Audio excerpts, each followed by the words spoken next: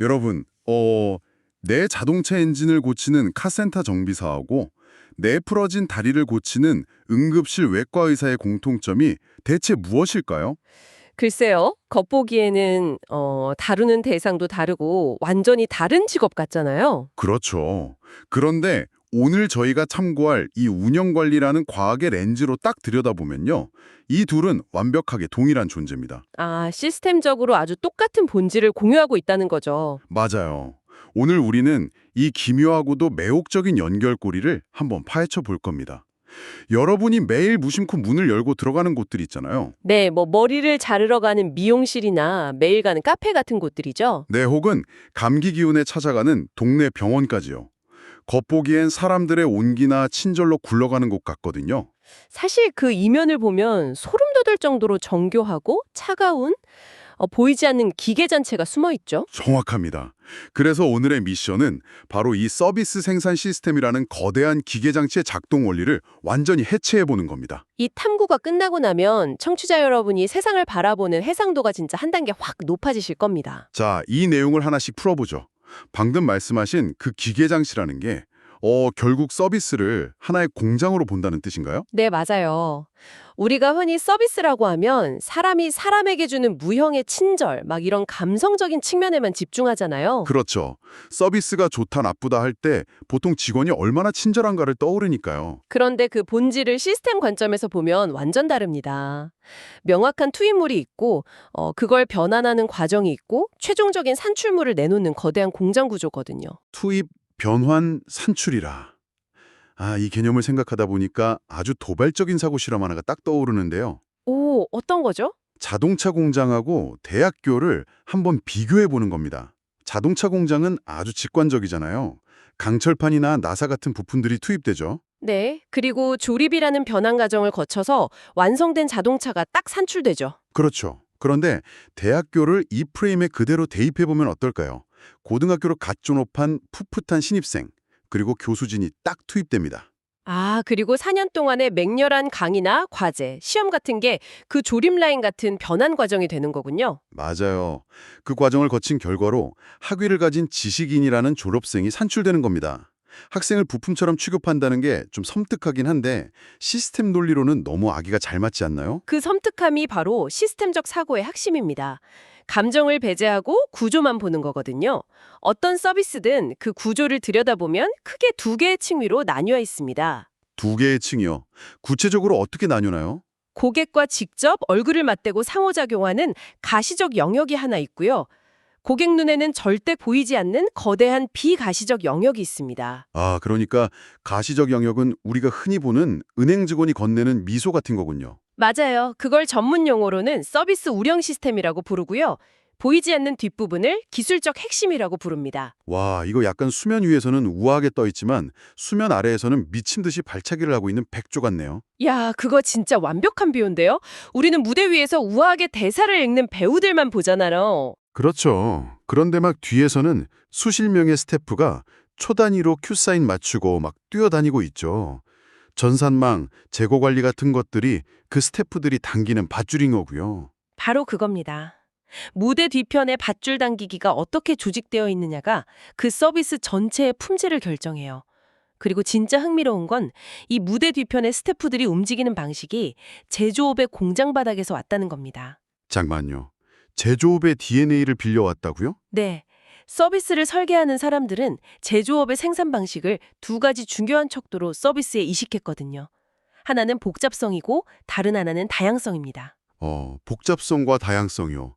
그게 정확히 어떤 의미죠? 복잡성은 서비스를 완료하기 위해 거쳐야 하는 물리적 단계가 얼마나 많은가를 뜻하고요. 다양성은 각 단계마다 직원이 스스로 판단해서 다르게 행동할 수 있는 자유재량권을 말합니다. 자유재량권. 여기서 약간 제동을 걸고 싶은데요.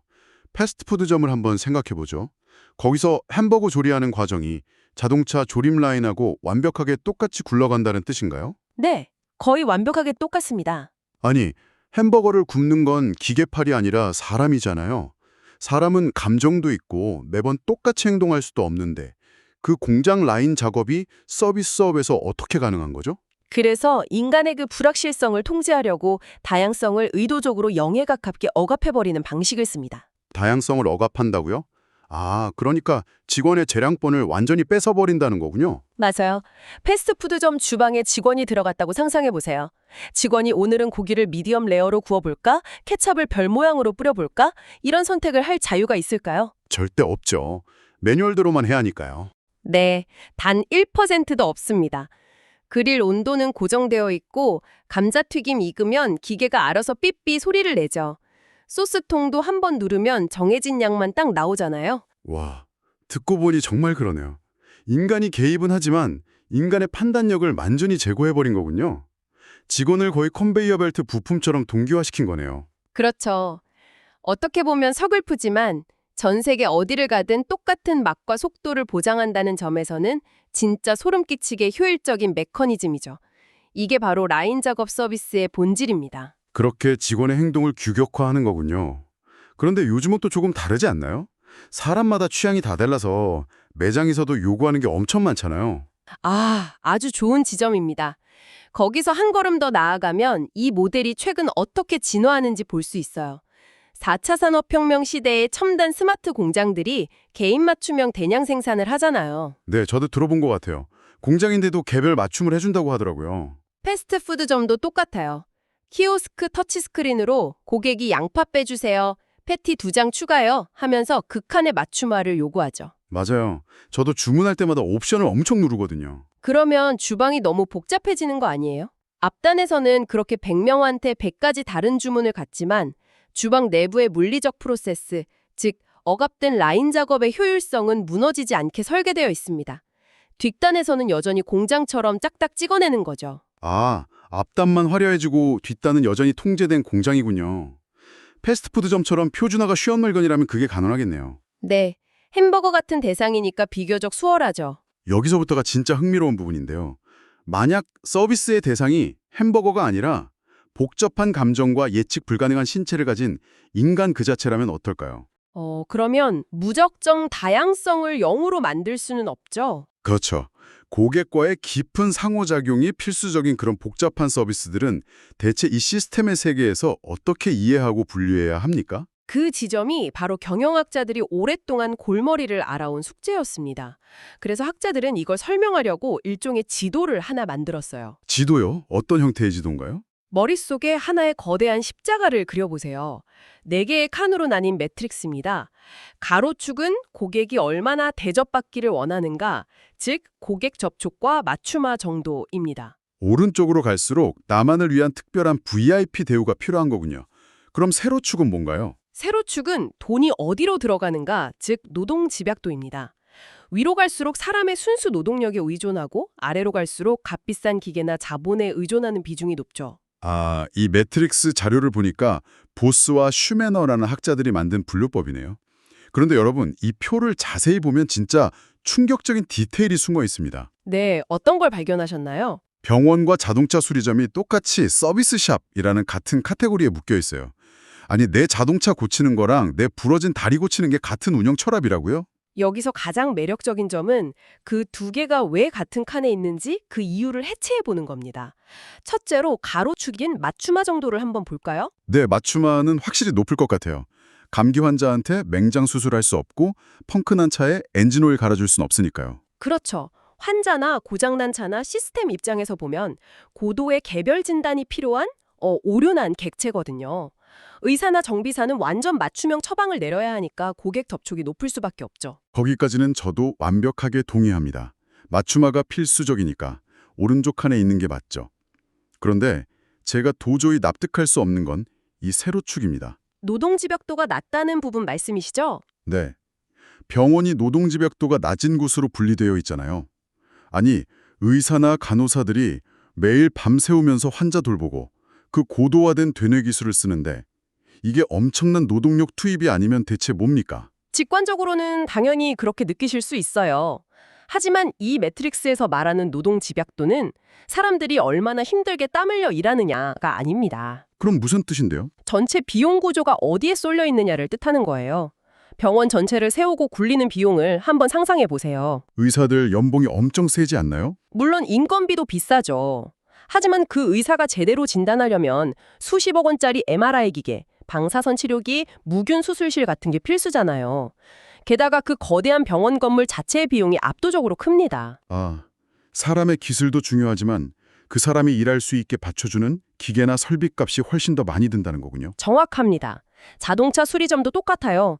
정비사 월급보다 자동차를 통째로 들어올리는 대형 유압식 리프트나 첨단 전자 진단기기 비용이 훨씬 크거든요. 와, 관점의 전환이네요. 저는 의사나 정비사가 서비스의 전부라고 생각했는데 비용 구조로 보니까 그들은 거대한 자본 설비를 돌리는 고급 오퍼레이터에 가깝군요. 맞습니다. 막대한 자본 장비가 뒷받침되어야만 서비스가 성립하니까 두 곳 다 자본에 의존하는 노동 집약도가 낮은 구역으로 묶인 거죠. 진짜 신기하네요. 그래서 이게 다 무슨 의미일까요? 내가 패스트푸드점인지 병원인지 이 지도에서 내 위치를 아는 게 현실 비즈니스에서 왜 그렇게 중요한 겁니까? 이걸 더 큰 맥락과 연결해 보면요. 이 지도는 단순한 분류표가 아니라 기업의 생존 지침서입니다. 속한 구역에 따라 살아남기 위한 전략이 완전 달라지거든요. 오, 생존 전략이요? 예를 들면 어떤 식인가요? 방금 말씀드린 병원이나 항공사, 호텔 같은 곳들은 어떨까요? 이런 곳들은 처음에 건물을 짓고 비행기를 사야 하니까 초기 고정 비용이 천문학적입니다. 그렇겠네요. 호텔방 하나 비워둔다고 돈을 깎아주는 것도 아니고 비행기는 안 날아도 유지비가 계속 나가잖아요. 그렇죠. 그래서 이 구역, 즉 서비스 공장이나 서비스 샵 구역에 속한 기업들의 최우선 전략은 수요 관리입니다. 무조건 수요를 끌어와서 거대한 자본 설비를 놀리지 않고 100% 돌리는데 사활을 걸어야 해요. 아, 대박. 그게 비행기표나 호텔 숙박비가 성수기랑 비수기의 가격이 미친 듯이 널뛰는 진짜 이유군요. 네, 맞습니다. 방이나 좌석을 빈 채로 두는 건 엄청난 자본 낭비니까요. 비수기에는 가격을 반토막 내서라도 어떻게든 사람을 채워 넣어야 기계 장치를 굴리고 생존할 수 있는 거죠. 철저한 시스템적 이유가 있었네요. 그럼 정반대에 있는 구역은 어떤가요? 자본은 필요 없고 오직 인간의 두뇌와 노동력만 필요한 곳이요. 거기가 바로 전문 서비스 구역입니다. 대형 로펌의 변호사나 회계법인의 회계사, 고급 건축 설계사들이 여기 속하죠. 이 사람들은 비싼 MRI나 비행기가 필요 없잖아요. 그렇죠. 펜 하나랑 노트북 그리고 똑똑한 머리만 있으면 되니까요. 네, 그 전문가 개인의 역량이 곧 회사의 자본이자 서비스의 질 그 자체입니다. 그래서 이 구역의 핵심 생존 전략은 가격 할인이 아니라 직원 확보와 충성도 관리예요. 아, 능력 있는 직원을 뺏기면 회사 전체가 흔들릴 수 있으니까요. 맞아요. 스타 변호사 한 명이 불만 품고 고객 명부 들고 경쟁사로 가버리면 타격이 어마어마하거든요. 그래서 이런 조직은 수직적인 위계 질서보다는 파트너십 같은 수평적 구조를 많이 씁니다. 비행기를 꽉 채우느냐, 인간의 마음을 붙잡아 두느냐, 매트릭스 위치에 따라서 생존의 룰이 완전히 다르군요. 그런데 여기서 또 하나 궁금한 게 생깁니다. 네, 질문하시죠. 시장 상황이나 기술은 계속 변하잖아요. 그럼 기업들은 자기라 처음에 태어난 그 매트릭스의 칸에 영원히 머물러 있어야만 하나요? 절대 아닙니다. 기업들은 생존을 위해서 이 지도 위를 끊임없이 이동하는 유목민과 같아요. 이 서비스 수명주기 자료를 보시면 진화의 흐름이 잘 나와 있습니다. 오, 이동을 한다고요? 가장 대표적인 진화 사례가 뭔가요? 바로 항공산업입니다. 예전 대형 항공사들은 중간 정도의 맞춤화 서비스를 제공했어요. 기내식도 입맛 따라 고르고 승무원이 담요도 챙겨주고요. 네, 수화물도 여유 있게 실어주고 그랬죠? 그런데 경쟁이 치열해지니까 수익성이 너무 악화된 거예요. 그래서 살아남으려고 등장한 게 바로 저가 항공사들입니다. 저가 항공사. 아, 이들은 지도의 맨 왼쪽, 즉 맞춤어를 다 포기하고 완전한 서비스 공장구역으로 이주해버린 거군요. 맞습니다. 철저하게 공장화된 거죠. 맞춤화를 포기했다는 건 알겠어요. 물 한 잔도 다 돈 내고 먹어야 하잖아요. 그런데 그게 아까 말씀하신 무대 뒤편의 비가시적 영역에는 구체적으로 어떤 물리적 변화를 일으키나요? 단순히 고객한테 야박하게 구는 건 아닐 텐데요. 아주 예리한 질문입니다. 저가 항공사가 기내식을 없앤 진짜 이유가 뭘까요? 밥과 몇 푼 아끼려는 게 아니에요. 기내식이 없어지면 비행기가 착륙했을 때 그 거대한 케이터링 트럭이 도킹해서 밥을 싣고 내릴 필요가 아예 없어집니다. 와, 밥 싣는 트럭 자체가 사라지는 거군요. 그럼 시간도 엄청 절약되겠네요.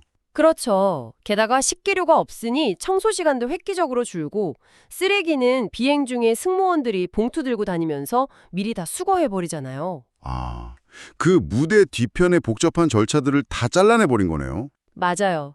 그래서 대형 항공사가 착륙하고 다음 비행 준비하는데 2시간이 걸린다면 저가 항공사는 단 30분 만에 끝내고 다시 하늘로 날아오릅니다.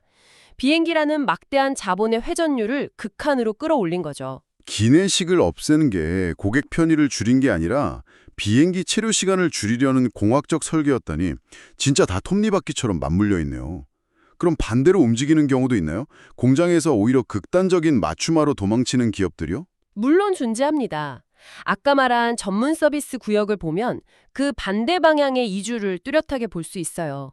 예전에는 백화점처럼 모든 사건을 다 다루는 대형 종합 로펌들이 대세였거든요. 이혼부터 기업 합병, 조세, 형사소송 막 이런 거 다 하는 곳이요. 네. 그런데 고객들 요구가 점점 고도화되니까 지적 재산권만 파거나 스타트업 인수합병만 전담하는 소규모 부티크 로펌들이 폭발적으로 쪼개져 나오기 시작했습니다. 대형화가 아니라 아예 뾰족한 전문화로 승부를 보는 거군요. 지도의 맨 오른쪽 끝으로 극단적인 맞춤화를 향해 간 거네요. 맞습니다. 다수를 상대하는 공장이 되기보다는 극소수에 집중하는 생존 전략을 택한 거죠. 오늘 우리 진짜 일상의 이면을 샅샅이 해부해 본 것 같습니다.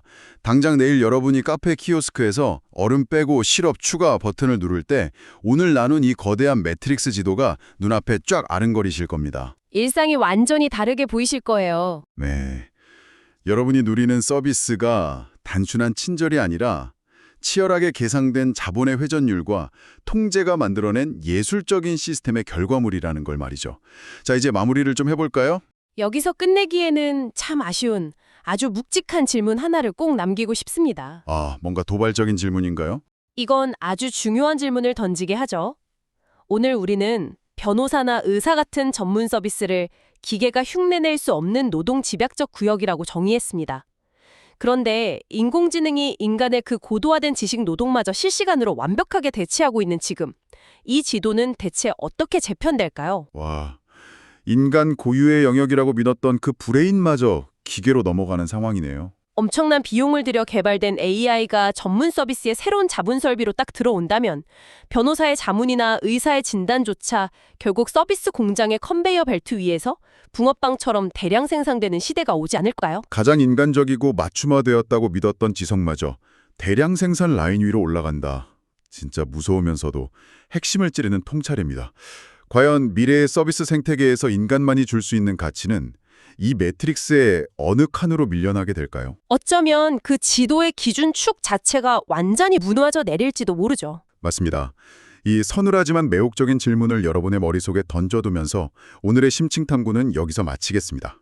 무대 뒤에서 여러분을 위해 맹렬하게 돌아가고 있는 그 거대한 기계 장치의 소리를 이제 일상 속에서 직접 즐겨보시기 바랍니다. 오늘 함께해 주셔서 감사합니다.